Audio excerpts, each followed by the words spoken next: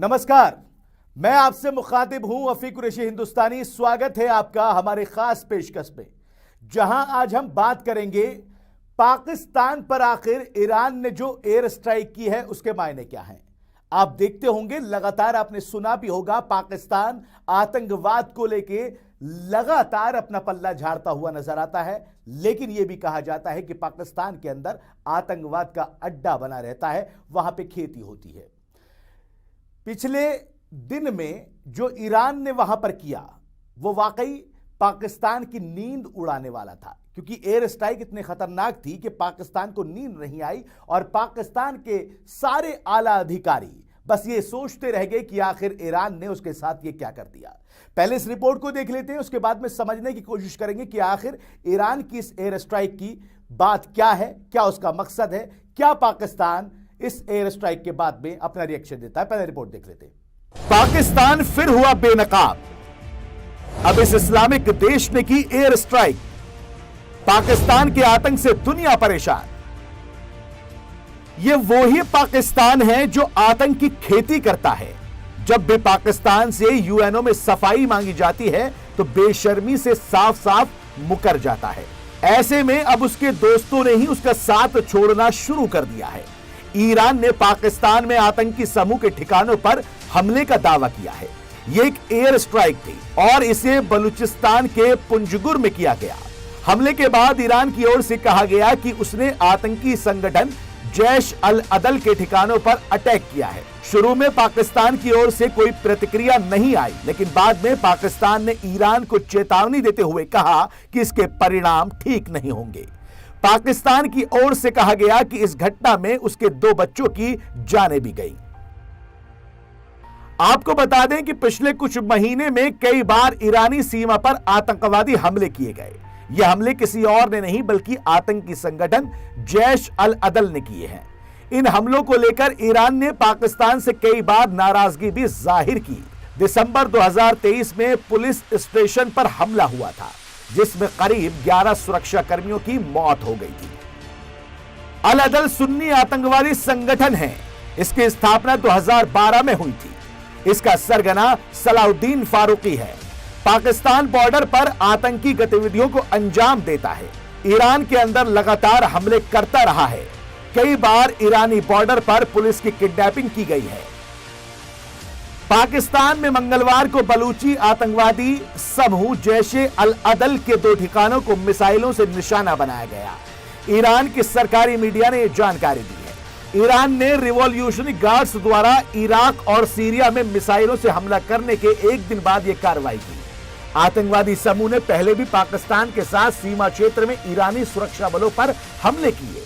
Iran media ने संक्षिप्त जानकारी देते हुए कहा, इन ठिकानों पर मिसाइलों और ड्रोनों से हमला किया गया और उन्हें नष्ट कर दिया गया। ईरान का दावा है कि यह हमला उनकी Islamic revolutionary guards corps IRGC Sunni Baloch आतंकी समूह जैश अल अदल पर मिसाइल और ड्रोन से किया है। तो पाकिस्तान के बलूचिस्तान इलाके में ईरान ने जैसे ही एयर स्ट्राइक की, वहां पर आतंक का अड्डा जो चल रहा था उसको बर्बाद करने की पूरी यहां पर कोशिश की। उसके बाद मानो कि पाकिस्तान तिलमिला उठा हो और पाकिस्तान की उस दुखती रग पर हाथ रख दिया हो जिसको वो बचाए बचाए फिर रहा हो। आखिर ये ईरान की एयर स्ट्राइक का मतलब क्या है? क्या पाकिस्तान अपनी इस एयर स्ट्राइक के बाद में जवाबदेही को फिर से सबके सामने ला पाएगा या वही राग अलापेगा जो पहले अलापता है, यानी आतंकवाद की खेती को छुपाएगा? तमाम इस पूरे मुद्दे को समझने के लिए, ज्यादा जानकारी के लिए सीधे आपको ले चलते हैं न्यूज रूम में, जहां पर हमारे सहयोगी अक्षत श्रोत्री हमारे साथ में जुड़े हुए हैं। अक्षत, जिस तरह से ये एयर स्ट्राइक हुई है, पाकिस्तान बार बार इस बात को नकारता रहा है कि वहां पर आतंकवाद का अड्डा नहीं है, वहां पर आतंकवादियों को पनाह नहीं दी जाती, लेकिन ईरान की इस एयर स्ट्राइक के बाद में दूध का दूध और पानी का पानी हो गया। कैसे देखते हैं आप? बिल्कुल अफी, देखिए, पाकिस्तान के ऊपर कई बार एयर स्ट्राइक हो चुकी है। भारत ने बालाकोट से एयर स्ट्राइक की थी। उससे पहले आपको बता दूं, उससे पहले उड़ी में स्ट्राइक की गई थी। लेकिन मैं आपको बता दूं कि लगातार ये मुकर जाता है इस चीज़ से कि हमारे यहाँ कोई आतंकी अड्डा नहीं है। लेकिन आज खुद वहाँ के विदेश मंत्रालय ने एक लेटर जारी किया है, एक लेटर जारी करके कहा है कि ये सरेआम वॉयलेशन है हमारे एयर का वॉयलेशन किया है इराक ने, और यहाँ पे कोई अड्डा नहीं था। लेकिन आपको बता दूं कि 2012 से एक आतंकी संगठन जैश उल अदल वहाँ पे बिल्कुल एक्टिव था, जिसका सलाउद्दीन फारूकी एक सरगना है। और आपको बता दूं कि यहाँ पे आए दिन ये ईरान के ऊपर हमले करता रहता है। कई ईरानी पुलिस वालों की किडनैपिंग हो चुकी है और कईयों की हत्या हो चुकी है। इस संगठन के ऊपर 2020 में यूएनओ ने बैन लगा दिया था। आपको बता दूं अंडर आर्टिकल 122 और 123 का उल्लंघन बताया था, इसे भी उसी कैटेगरी में डाला गया था जैसा कि जैश-ए मोहम्मद, लश्कर-ए-तोयबा और अल-कायदा को डाला गया है यूएनओ की तरफ से। लेकिन मुकरने की कहानी यहाँ से शुरू नहीं होती है, मुकरने की कहानी बड़ी पहले से शुरू हो जाती है। आपको बता दें पाकिस्तान इस टाइम एफटीपी लिस्ट में है, एफटीपी की ब्लैक लिस्ट में है, और एफटीपी की ब्लैक लिस्ट में होने के कारण उसको कहीं से लोन नहीं मिल पा रहा है। कंगाली की कगार पर खड़ा है, आटा और दाल और नॉर्मल चीजों की कीमत जो है वो आसमान बोल रही है। तो ये कारण है कि हमेशा से ये नहीं। अक्षत, एक और सवाल मेरा ये है कि जैसा कि ईरान के हवाले से ये खबरें आ रही थी पिछले दिनों में कि ईरान के सैनिकों को या मैं यूं कहूं जो बॉर्डर के इलाके में लोग रह रहे हैं उनको किडनैपिंग का मामला आ रहा था, उनको मारने का मामला सामने आ रहा था, तो क्या हम ये कह सकते हैं कि ईरान का पाकिस्तान पर ये स्ट्राइक एक जवाबी कार्रवाई है, एक बदला है, एक तरह से रिवेंज है? बिल्कुल अफी, आपको बताना चाहूंगा दिसंबर 2023 में जो ईरान का बॉर्डर है पाकिस्तान के साथ लगता है दक्षिणी बलोचिस्तान में, वहां पर इस आतंकी संगठन ने एक हमला किया था। इस आतंकी संगठन ने हमला करके वहां पे 23 पुलिसकर्मियों को बंधक बना लिया था, जिसमें से 14 की मौत हो गई थी। उसके बाद एक स्कूल को निशाना बनाया गया था, और कहीं ना कहीं आपको बता दें पाकिस्तान के एक आर्मी स्कूल के ऊपर हमला हुआ था पेशावर में। उस मामले में भी ये कहा जाता है कि इस आतंकी संगठन ने टीटीपी यानी तहरीके तालिबान पाकिस्तान की मदद की थी, और काफी समय से आमने सामने इराक और पाकिस्तान थे कि इसको बंद किया जाए, इसके ऊपर बैन लगाया जाए। लेकिन ये बैन नहीं लगाया जा रहा था, बल्कि इसको बढ़ावा मिल रहा था वहां पे, जैसा कि पाकिस्तान आर्मी करती है। और उसी का नतीजा है कि अभी ये सारा जो एयर स्ट्राइक का मामला सामने आया है। देर रात 16 जनवरी देर रात को ये एयर स्ट्राइक की है पाकिस्तान के ऊपर इराक ने, और इस हमले में जो सूत्रों की माने तो कम से कम 23 से 24 आतंकी मारे गए हैं। जी अफी,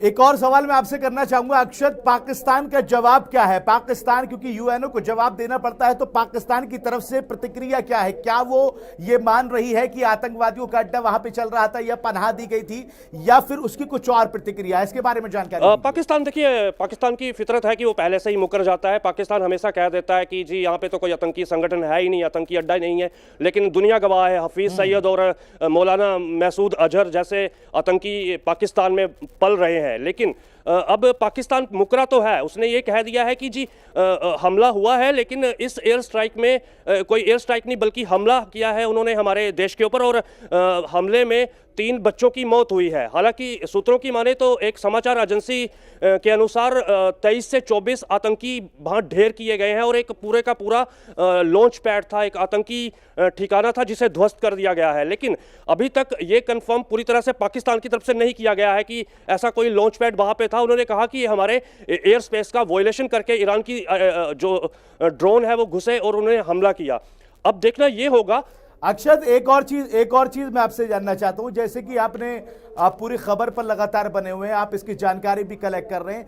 ईरान का जो मंत्रालय है, अगर मैं उसकी बात करूं, तो वहां से गृह मंत्रालय की तरफ से या फिर किसी और मंत्रालय की तरफ से, या फिर मैं यूं कहूं कि जो लोग वहां पर बैठे हुए हैं जो आधिकारिक तौर पर जानकारी देते हैं देश विदेश के मामले में, वहां से कोई प्रतिक्रिया आई है? क्या उन्होंने इस एयर स्ट्राइक को किस तरह से बताया है लोगों को? क्या आपके पास में जानकारी है? बिल्कुल अफी, आपको बता दूं वहां के जो विदेश मंत्री, माफी चाहूंगा, रक्षा मंत्री हैं अस्तानी, उन्होंने एक प्रेस रिलीज जारी करके कहा है कि जो हमारा देश है यानी कि ईरान है, ईरान सर्व संपन्न मिसाइल और परमाणु हथियार रखने वाला देश है।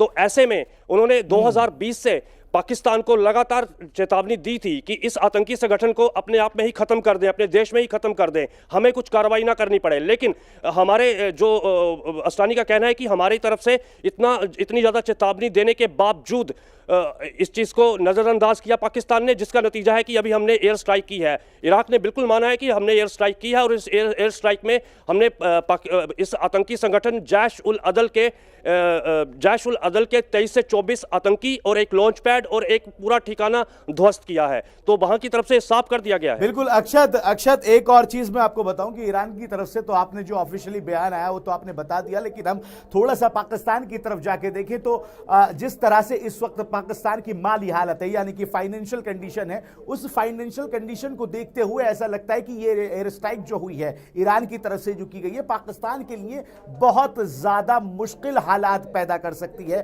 क्योंकि अगर एक देश फाइनेंशियली मजबूत नहीं होता, पैसे के लिहाज से मजबूत नहीं होता, तो फिर इस तरह के हमले उसको यकीनन और नीचे लेके जाते हैं, उसकी फाइनेंशियल कंडीशन जो है और नीचे आती है। क्या कहेंगे आप?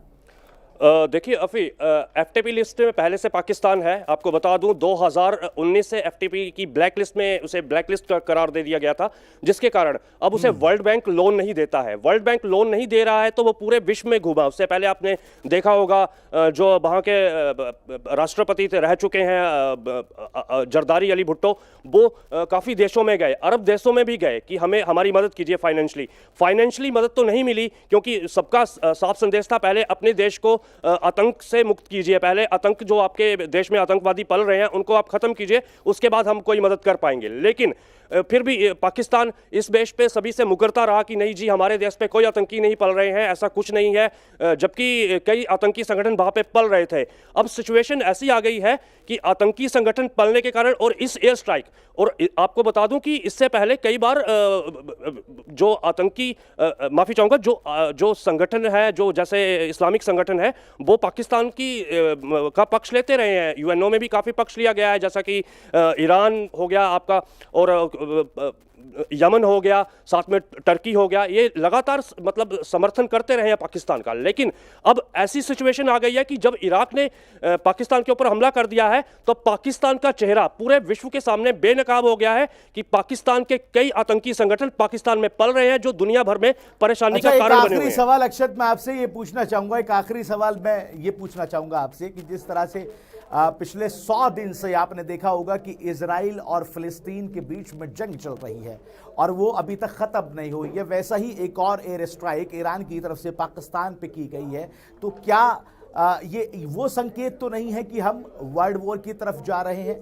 क्या इससे जो बाकी संगठन हैं, जो देश की ताकतें हैं अलग अलग, जो पूरी तरीके से एक मीटिंग जो है करके और बाकी देशों का जो है मुस्तकबिल तय करते हैं, ये तय करते हैं कि हम इस पे हमला नहीं होगा, हम इस पे हमला नहीं करेंगे, आपस में ताल्लुकात अच्छे रहेंगे, क्या वहां तक बात पहुंच सकती है या वर्ल्ड वॉर की तरफ ये कोई निशानी तो नहीं है? देखिए अफी, ये स्वाभाविक है, क्योंकि मैं आपको बता दूं कि सबसे बड़ी दिक्कत यह है कि जब से इजराइल और हमास के बीच युद्ध चल रहा है, उसमें फिलिस्तीन का पड़ना, हमास का अरबियन कंट्री का सपोर्ट करना, जबकि यूरोप की तरफ से पूरा सपोर्ट मिलना इजराइल को, तो एक तरह से दो गुटों में पूरा विश्व बट गया है। अब अगर ऐसे में हाँ, सवाल अक्षत मेरा यही था कि कुछ लोग पाकिस्तान को सही कहेंगे, कुछ लोग ईरान को सही कहेंगे, तो क्या ये सही और गलत कहने का जो एक नजरिया और तरीका होगा, क्या वो हमें एक वॉर की तरफ तो नहीं लेके जाएगा? स्वाभाविक कह सकते हैं, स्वाभाविक है ऐसा सोचना, क्योंकि अगर कुछ गुट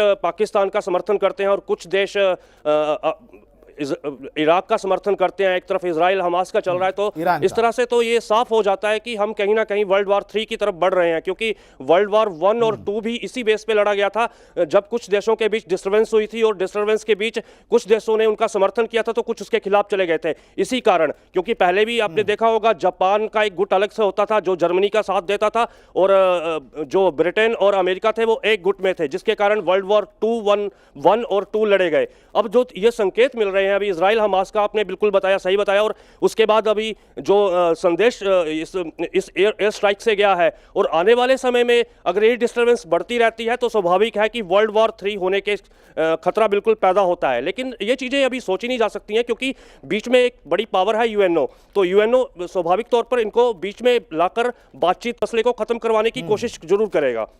जी अफी, चलिए बहुत बहुत शुक्रिया आपका अक्षत, तमाम जानकारी के लिए और हमारे साथ जुड़ने के लिए। तो पाकिस्तान पर जिस तरह से ये एयर स्ट्राइक हुई है और जिस तरह से पाकिस्तान लगातार ये चीज सामने लेकर आता रहा है कि हम आतंकवादियों को पनाह नहीं देते, आतंकवाद का अड्डा हमारे देश में नहीं बनता है, इस एयर स्ट्राइक के बाद में बहुत सारे पत्ते पाकिस्तान की तरफ से खुले हुए नजर आए हैं। क्योंकि जब एयर स्ट्राइक हुई है तो जिसने एयर स्ट्राइक की है उनकी तरफ से, ईरान की तरफ से ये एक तरह से कहा गया है कि उनके बहुत सारे आतंकवादियों को मार गिराया गया है, जबकि पाकिस्तान की तरफ से बयान आया है कि 3 बच्चे उनके मरे हैं। क्या ये एक वर्ल्ड वॉर 3 की तरफ जाने का रास्ता तो नहीं है? क्या उसकी निशानी तो नहीं है? ये तमाम बातें जरूर हमारे सामने कुछ ही दिन में आ जाएंगी, क्योंकि लगातार एक और युद्ध चल रहा है जिसके बारे में आप जानते हैं, इजराइल और फिलिस्तीन का युद्ध। बहरहाल देखना होगा कि क्या कुछ निकल के सामने आता है। फिलहाल मेरे साथ इस खास प्रोग्राम में इतना ही। देश और दुनिया की तमाम ताज़ा तरीन खबरों के लिए लगातार आप हमारे चैनल को देखते रहिए, सब्सक्राइब कीजिए, लाइक कीजिए, शेयर कीजिए। दीजिए इजाजत, फिर हाजिर होऊंगा नई खबर और नई अपडेट के साथ में। नमस्कार, आदाब।